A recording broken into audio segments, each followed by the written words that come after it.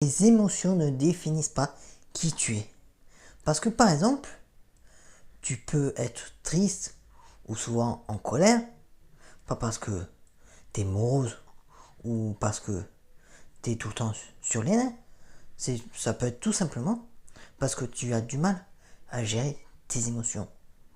Ou soit c'est plus complexe et ça relève des médecines plus traditionnelles.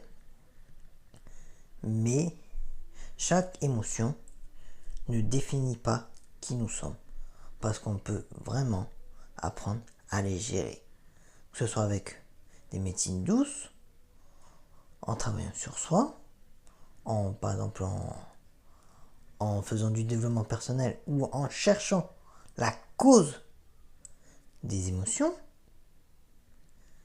ou ça peut être tout simplement via un traitement qui régule l'humeur et les émotions. Mais tout ça pour dire que vraiment, une personne qui peut sembler fermée ou mauvaise au premier abord n'est pas forcément ça au final. Ça peut être tout à l'inverse. La personne peut être pétillante, lunaire, solaire, même plutôt je veux dire que lunaire.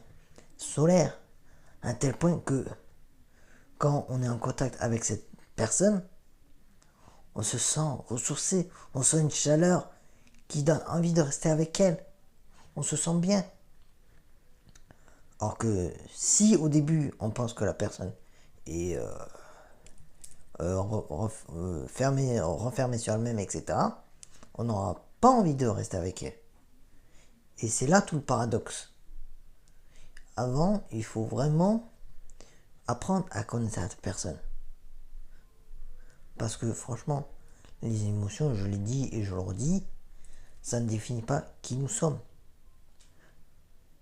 Par exemple, moi, j'en vois balader les personnes, pas toutes, mais certaines, parce qu'elles le cherchent.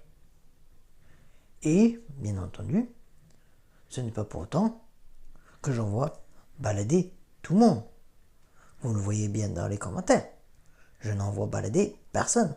Alors qu'il y a certains commentaires qui sont assez lunaires.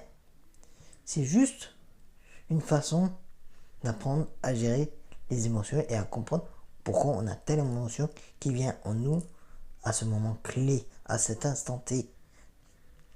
Après, c'est un chemin, c'est une aventure, c'est un voyage. Ça ne se fait